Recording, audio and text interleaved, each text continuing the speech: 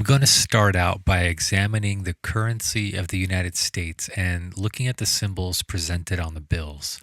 I know you could simply Google the $1 bill and come up with 100,000 explanations that are pretty much the same. I want to stay away from drawing any kind of conjecture or any esoteric meaning behind these symbols. I want you to draw your own conclusion after I review these with you. Okay, a good question to always keep in mind is why are these symbols here? And I'm talking about like not just the money, I'm talking about everything that I do. Um, when I present the meaning of these symbols, you need to ask the reason why. So, yes, I will define what they mean, but the bigger question is always why. I'll get into symbols in movies and music and ads and all sorts of other media and their meaning, but always ask the question why. When I watch a movie and it's just flooded with not only symbols but occult symbols, I really wonder why they used occult symbols instead of just simply making their own for the movie. You know, a friend asked me if I think that they're brainwashing people into a cult or something like that. I don't remember the exact phrasing. And my answer is I really don't know. I don't know if it's conditioning people to see familiar shapes and somehow associate it with safety or danger, or if there is a hidden message that is meant for someone or something else. I don't know. I really don't or can't know with 100% accuracy because I don't have access to those people. And, well, I can't waterboard them. So that was a joke. But I still want to lay it out there so at least people are aware of what they're looking at, I guess. Yeah. So to start, I want to take a look at the $1 bill. I looked at it and zoomed in and stopped at any points that looked like a familiar symbol to me, maybe even representative. So the first thing I noticed is that every single border around the number 1 is different, and that the two on the left side especially resemble the typical Ouroboros creature. In fact, the bottom left one almost exactly imitates the Chrysopia of Cleopatra's symbol. Now, Chrysopia means to turn matter into gold, and it is symbolically used to indicate the creation of the Philosopher's Stone and the completion of the great work. The great work is something I'll get into later. So the Ouroboros is a creature that is forever living because it survives off of its own.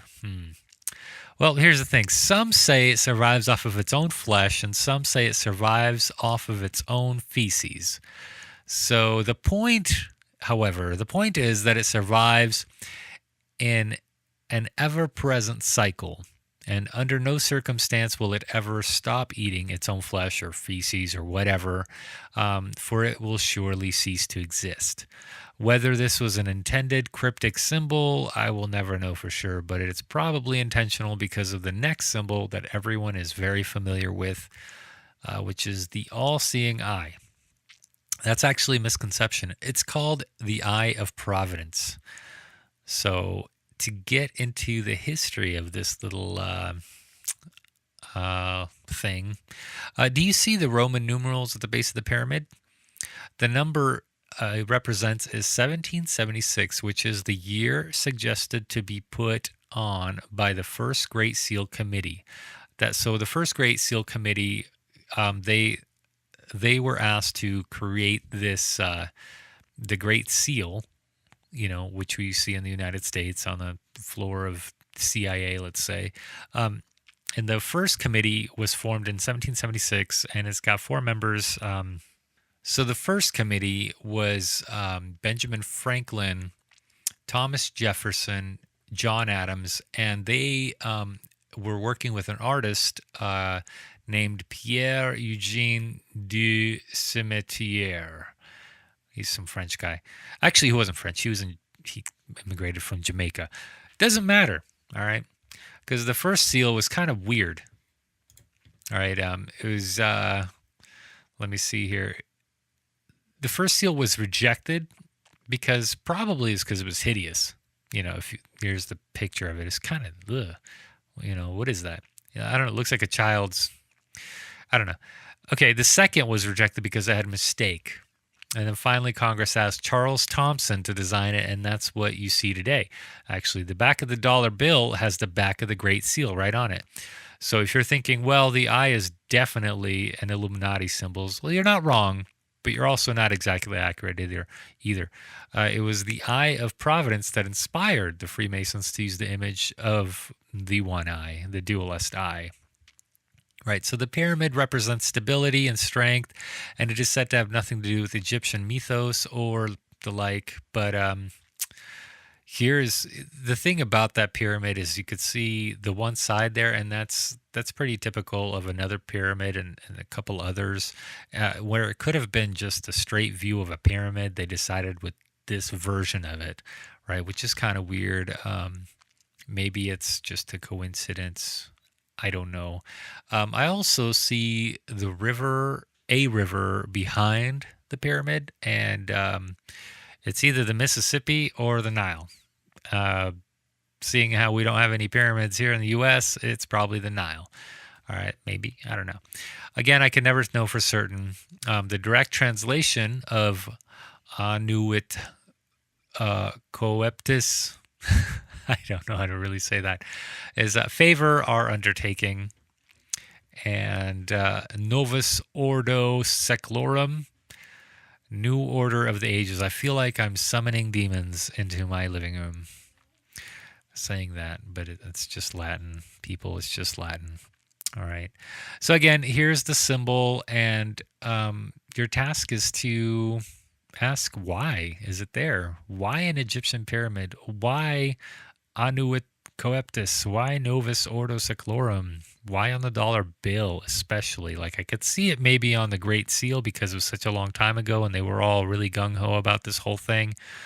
But on the dollar bill, especially in the 1900s, right? Next.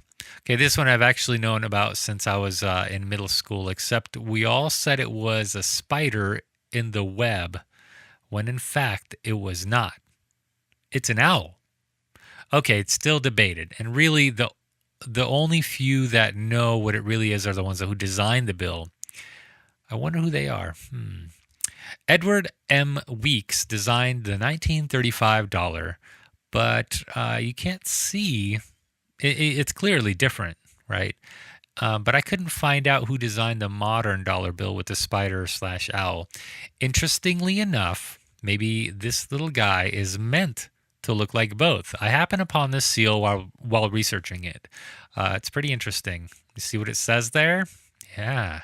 So that you will find at the Bohemian Club entrance.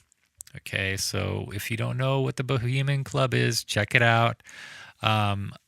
It's well, I could tell you a little bit about it. Some guy, he's a theatrical performer or something like that. He put on plays and stuff, and so this Bohemian Grove is where they have like a stage or something, and this giant 30-foot owl, and they have this thing, a ritual that they do that is meant for purely entertainment, but a lot of important people go there, so it's kind of weird. And yeah, so I looked a little on the $5 bill too, and the border really caught my eye. In this very small print, you will see the $5 printed on each of these, I don't know, inside each of these spaces, I guess, but I'm not really. But what I thought was interesting is that what makes these shapes, right? So I'm going to turn it sideways here. Look at this, and to me, it looks a lot like an architectural compass, right? Like marching compasses, actually.